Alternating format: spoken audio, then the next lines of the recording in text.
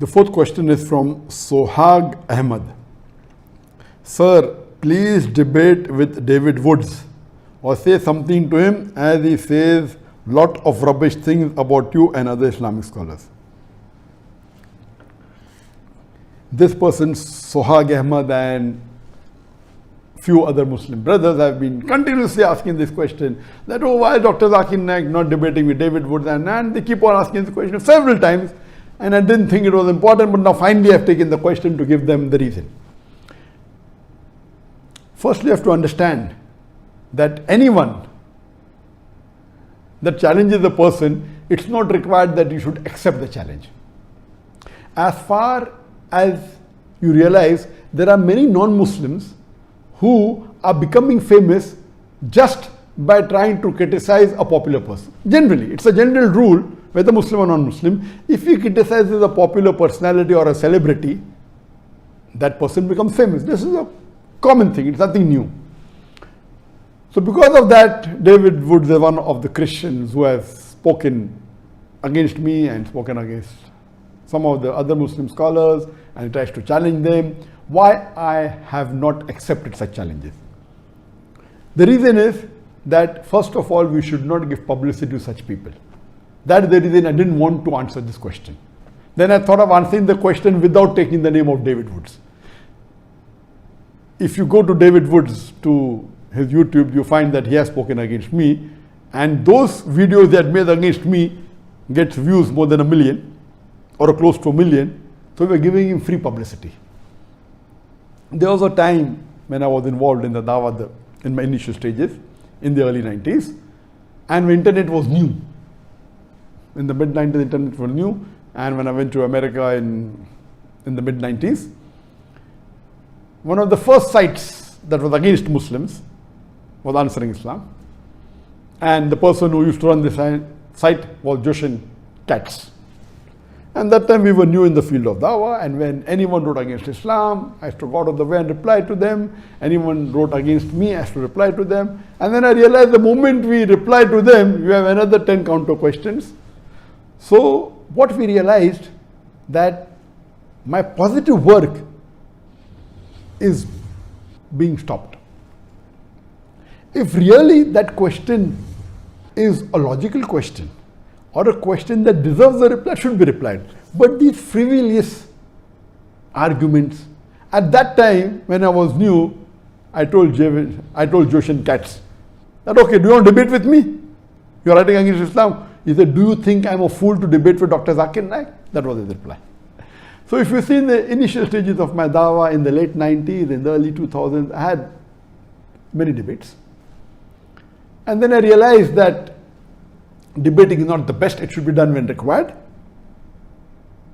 But better is to talk about, give lectures on similarities between Islam and Christianity, similarities between Islam and Hinduism. But when required, yes. And one of the best debaters in the world, was Sheikh Ahmed Deedat. But then we realized that there were people who started challenging me. And one such person was from USA again. I'll tell you his name. Sam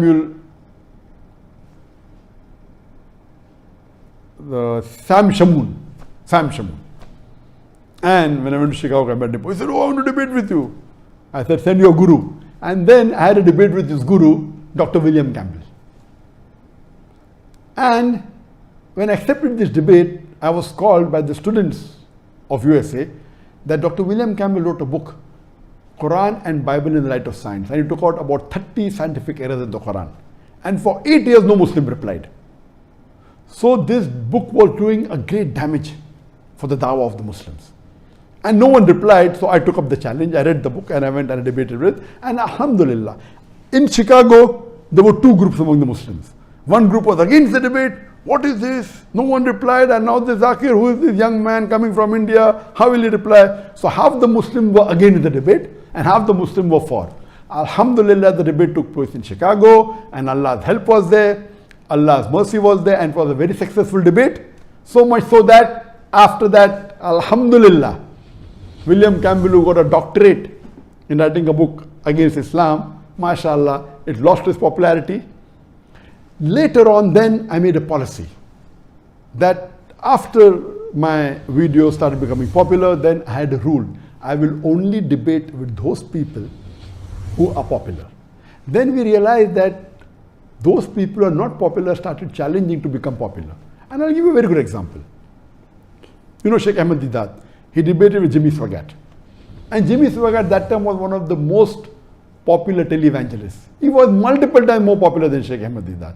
Many people told him, don't go, he will chew you and spit you. But Alhamdulillah, Sheikh Ahmed Deedat had the help of Allah and he gave a knockout to William Campbell. We have another example. He debated with Anis Furosh. Anis Furosh wasn't known at all. But when Anis Furosh debated with Sheikh Ahmed Deedat, Alhamdulillah, won him lock, stock and barrel, but Anis Furosh became popular.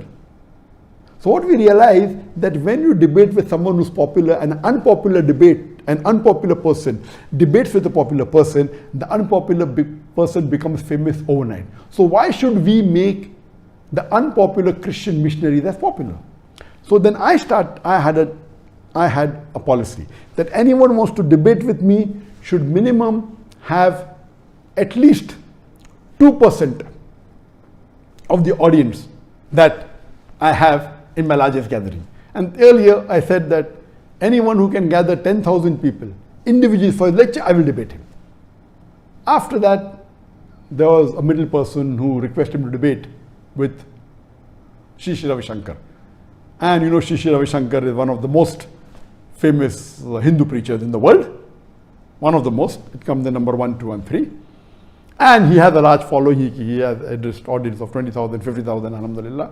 I accepted the challenge and we had a debate in year 2006 in January in his hometown Bangalore. And Allah's help was there. It was a very successful debate.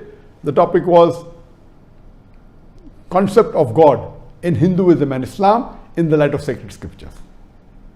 Since 2006, there are many people who challenge me for a debate. And when anyone challenges me, I say that I don't waste my time.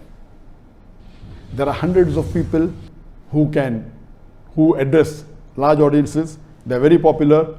And my largest gathering that I have given a lecture is previously was in Kerala, then it was in Kishanganj, Bihar, where more than 1 million people attended. So 2% of 1 million is 20,000. So my criteria was I would not mind debating any non-Muslim on any topic of comparative religion as long as he can gather minimum 20,000 people for his live lecture. Not a conference. In conferences there are 20, 30 speakers. They might not have come for him particularly. So if a person gives a solo lecture and if he can get an audience of 20,000 people live, not on the YouTube, not on the Facebook, 20,000 live sitting, then I don't mind debating him. And what I'm asking is not something which is difficult. There are hundreds of Hindu preachers in India who have audiences more than 20,000. There are hundreds of Christian missionaries who have audiences more than 20,000. So I tell, if people like Sam Shamoon or people like David Woods want to have a debate, let them become popular. Why do they want to ride on my bandwagon? And if you can't get that gathering, only thing you have to do is convince with your material any other Christian preacher. There are many. Franklin Graham is there, Billy Graham is there, Morris Cerullo is there. There are many. There are 100 speakers that I know in Christianity who have given live lectures to more than 20,000 people. What you have to do is catch one of them and convince them that your material against me is logical and give it to them. I will have a debate with them. Why should I make you famous overnight? I heard 1 or 2 of his videos that Zakir Naik is a joke. It is. What he's talking is rubbish. But the moment I reply to him, he becomes famous. Neither do I. That's the reason I was avoiding handling this question, because now the moment I take the name of David Woods, most of the people hearing me tonight may not be aware of David Woods. A small percentage maybe. They will go and check. He will become famous. And let me tell you, there are many other people, my students, who can debate with him. There was a Dai by the name of Mohammed Hijab. And he came to meet me in Malaysia last year. And he's a fan of mine, he's a good guy. He personally had a debate with David Woods. I have not seen the video, I was supposed to watch, but some of my colleagues saw it and they told that Brother Mohammed Hijab, he gave David Woods a knockout. So when others can do the job, why should I waste my time? And the moment you give it, that's the reason previously we used to reply on the internet. Now we don't. Because the moment you reply, they'll give a counter reply and your work of positive dawah suffers. So that's the reason anyone who wants to debate me, this criteria is there. Give it to a celebrity, give it to a famous personality. He will not be a fool to debate with me. Today, if someone gives $1 million to Shri Ravi Shankar, he will never agree to have a debate with me again. He knows that. Even if you give $2 million to him, he will not. Because he's a celebrity. He will lose his following. And he already lost many people in that debate who were his followers, who called him God. They accepted Islam. So that's the reason I request David Wood to convince any of these 100 Christian missionaries who are popular, who can have audience of more than 20,000. Convince them. If he cannot convince them, why does he want to have a debate with him? When he cannot convince his own Christian brother that the material of his is enough to answer my lectures, why is he wasting his time? These people are only riding on the popularity of other people. Otherwise, he is unknown. And I request the Muslim brothers, please don't waste your time. Please don't waste your time. The person who asked me this question should have in fact known that Mohammed Hijab, Brother Mohammed Hijab, he had a debate with him and I already answered him. So why should you make David Wood popular? So hope this answers the question. And because I made this criteria since 2006, in the last 14 years, no one has ever who was a popular wanted to debate me. One of the fans of Sadhguru told me, will you debate Sadhguru? And Sadhguru is a popular person, is not as popular as Shri Ravi Shankar, but he's popular. I told, okay, I accept it, I know he's popular. Okay, if he wants to debate with me, I'm not interested in debating him. He wants to debate, he wants to speak against Islam, wants to challenge me, I'll accept it. Because if he challenges me, and if Allah's help is there, and we present the truth and answer to all his illogical arguments, but naturally he will lose his following. So if people like Sadhguru or someone who's popular want to challenge on any topic of Islam and comparative religion, which I deal with, I am most welcome to accept the challenge. Hope that answers the question.